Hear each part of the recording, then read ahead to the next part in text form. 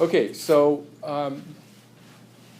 this is in kind of a minimal notation thing where, when you start writing things like f at x and the argument to the function, you get things that look more complicated than they need to be. So you'll find this more and more that we're going to be using just the letter designation as the function. And here we're just implying that f and g are functions, although it could very well be that f and g are variables. And a little bit of that depends on your definition. But since we are talking about functions here, it should be pretty clear that these are functions, and we don't always have to include the variable, the argument of the function. Kind of a shorthand. So I think I went over this one basically with the quotient rule. A lot of what I just did on that homework solution, where you take the derivatives and multiply it by the other function, and you square the function in the denominator, and you simplify it all out,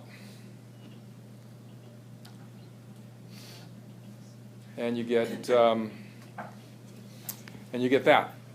So kind of the rule of thumb is, what I want you to do when you're simplifying these things are collect the terms and then see if you can factor it. But if it involves things like radicals and a lot of complicated expressions, just get it nice and tidy so it looks like you have kind of the minimum terms there. There are so many ways that you can express some of these functions, whether you rationalize the denominator and all that. And I'm really not that interested well, I'm interested in your algebra skills, but I'm not interested in getting it to a certain form for the solution. So basically, once you kind of collect all the like terms and everything, you're done. So here's a case where it was a polynomial, and so the question that you should ask yourself, can you factor that? You can't, and so you're done. Okay, you don't even have to expand the denominator. In fact, sometimes expanding the denominator is helpful if it involves a simplification, but most times all you're looking for is the factor x plus 1 in the numerator. So just leave it factored, so it'll be self-evident what it is. Okay, so let's get into the chain rule now. And the chain rule is basically the rule that you use when you have a composite function. Now, it's going to be up to you to identify what the two functions that make up the composite are. And there's some flexibility here, so long as you keep it in mind what this inner and outer functions, the way I'll be referring to g and h in this case, it's going to be essentially up to you to make that partition. And so when we're taking the derivative then of the overall function, what you do is you take the derivative of the outer function and you keep the inner function intact, okay, on the inside, and then you take that inner function and you take the derivative of it. Now, it's going to be kind of tempting to keep on taking derivatives of this function and telescope it out. You don't do that. You take this inner function, take the derivative of it, multiply it at the end, and then you collect your terms and you're done. So if I go through this function f at x equals the square root of x squared plus 1, I'm going to call my outer function, that purple function, just the square root, and then x squared plus 1 will be the inner function. So to take the derivative of that, I'm going to take the derivative of that outer function. So remember, the square root is x to the 1/2. So if I take the derivative of x to the 1/2, I get 1/2 x. Essentially I'm leaving it blank because it's not x, to the negative 1/2. So I've subtracted from that exponent. And so then I really recommend that you do it this way too, that you just ignore everything else, make this kind of skeleton of a derivative, and then put your other function in and take the derivative of it and tack it on to the back. Now, very often you'll find that coefficients here will be kind of sprinkled out through the expression, and so you should gather up the coefficients. Here, just by coincidence, we have a 1/2 times a 2, and so that, of course, can be simplified. And if I put the expression back into radical notation, I get x over the square root of x plus 1.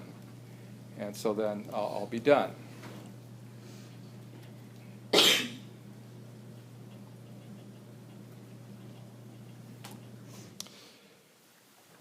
Okay, so there's going to be a number of ways that we can represent derivatives. I think I went over them where we just have, f prime, or we use this notation dy dx. And if you look at the chain rule with this Leibniz notation, is what it's called, it's kind of interesting in the sense that it almost looks like you're dealing with ordinary fractions. So here I'm taking the derivative of y with respect to u is my inner function, and then I'm going to multiply that by the derivative of that inner function with respect to x. And so imagine those differentials as being separate entities. It looks like that du cancels, right? So you get that dy dx. Don't do that. We're trying to keep dy du as the derivative and du dx as a derivative, and not deal with the differentials separately. There'll be a time that we'll do that a little bit later. But with this notation, you can come up with an alternate way to do this. And it's not really an alternate, it's just a different way to look at it. If I'm going to say u equals x plus 1 and y equals the square root of u, okay, so now I can do this directly according to that dy dx equals dy du times du dx. Okay, so f at x equals y, so I have my composite function there. And so if I now expand this, I get the derivative of dy du is 1/2 u to the minus 1/2. And then I'm going to take the derivative then of u, which is going to be 2x. So then what I do at this point is that I make the substitution again. U in this case was, or here I'm making a simplification first, I guess, is what I did. So I got rid of the negative exponent and put it back into radical form. And then I put the original definition of u, which is x squared plus 1, in there. And then I have those 2's to cancel and my x is in the numerator, so I get exactly the same solution.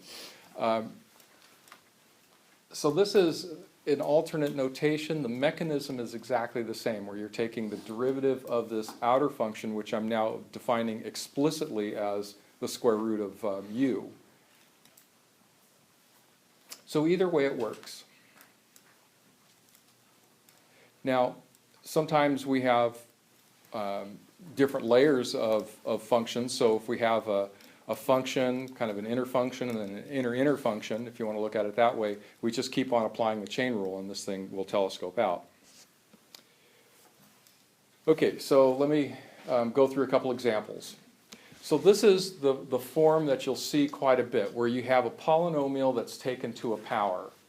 Now, you have two choices here. If you want to expand this and just use the power rule to calculate the derivative, you get a perfectly good answer. And if you're just squaring that inner polynomial, or you're taking it to the cube, that may be a worthwhile thing to do, because you'll only get 3 or 4 terms. But if you're taking it to something like to the 7th power, that's going to be impractical. So the chain rule really is the way to go with this.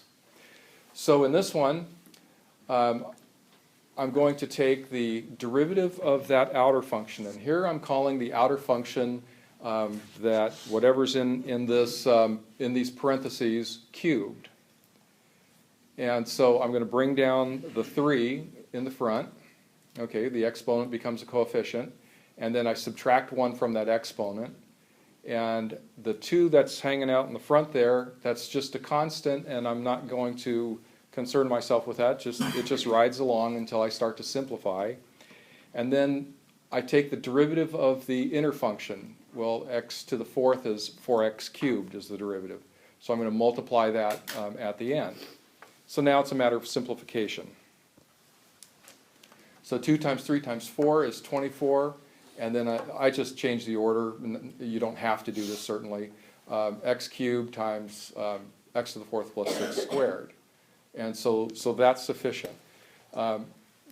Unless you have a suspicion that these things are going to drop out and cancel and get really, really simple, don't feel like you have to expand this kind of a polynomial. When you're actually using this to do some computations and things, this is actually a fairly convenient form to insert some numbers and make a computation. So you know, you can leave it that way. Okay, so now we can look at functions like this 1 over 2x plus 1 squared. So I have some choices here. I can think of this as three functions, 1 over x, and then I have something that's x squared, and then I have 2x plus 1. Or, probably a little better is, I will make this, I'll rewrite this with a negative 2 exponent, and then use my chain rule just once. And so I take the outer derivative, so that becomes a negative 2 out front in the coefficient there. And then I subtract 1 from the exponent. And so I have that. And I leave the inner function alone.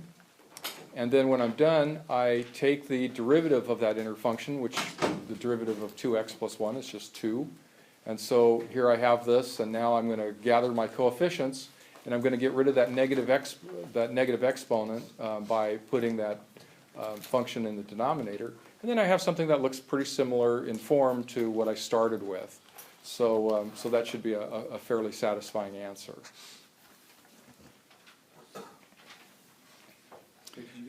Yes, I'm sorry.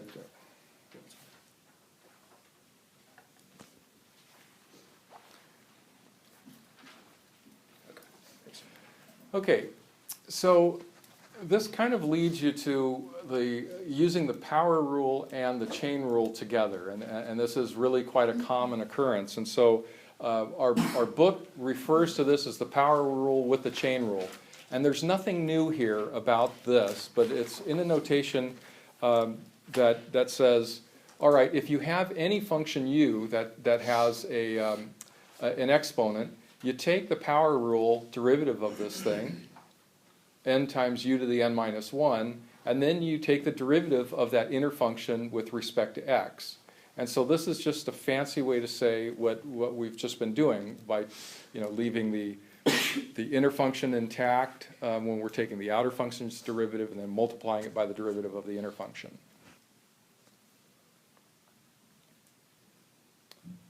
So once again, this should start to look like it's simplifying on you.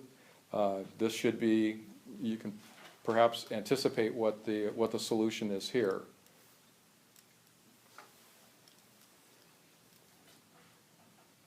Okay, something as simple as that. And then one level of simplification is just a matter of multiplying the 4 and the 5 together, and we get a coefficient of 20.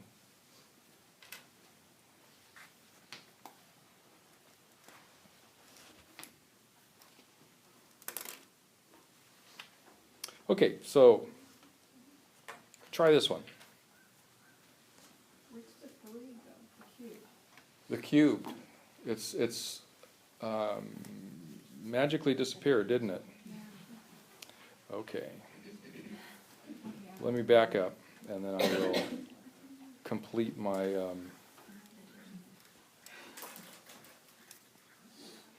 Okay, so this should be a cubed. How's that? Okay, thank you. That looks like an 8. There, that's better. Okay, fits your sensibilities a little better? Yes. Good. Okay, so then you try this one.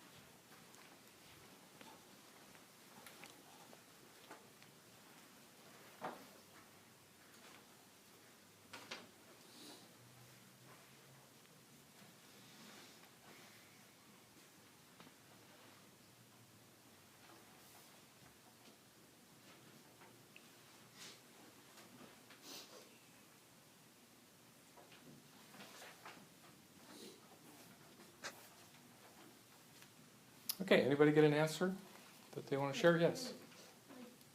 Factor it, but it's 8x plus 6 times 2x squared plus 3x plus 1.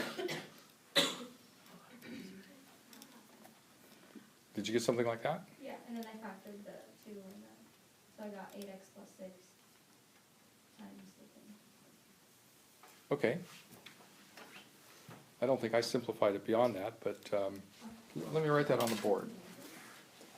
If we go, tell me again what you had. I just got 8x plus 6 times the 2x squared plus 3x plus 1. Like that. Okay, so yeah, you distributed that 2 over the second factor then. Perfectly good. Okay?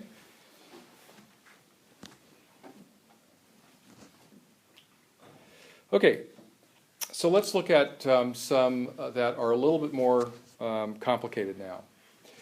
If we look at these in the reciprocal, now you'll see a lot of this 1 over business, and the reason why you're seeing those is that those functions occur in calculus a lot, and we haven't done a lot of applications of derivatives other than finding average rates and things of that sort. But once you get to the point where you're starting to construct functions and taking derivatives and integrals of things that involve different geometries and things of that sort, you're going to find that you have this function that starts out with a reciprocal quite commonly. So probably the easiest way to handle those when you're differentiating them is just to put it into exponential notation with a negative exponent, because a negative exponent differentiates just as easily as a positive one. You just have to keep track of the negative sign. So on something like this, then, we're going to take the outer derivative, which will be then negative 1/3 to the negative 4/3, and then we take the derivative of the inner function, which is just 3x squared. And then we can rewrite it as a radical. And whether you put the 4 on the inside of that radical or on the outside, it's the same thing, and it's largely a matter of what purpose it's serving for you, and so you can do it either way.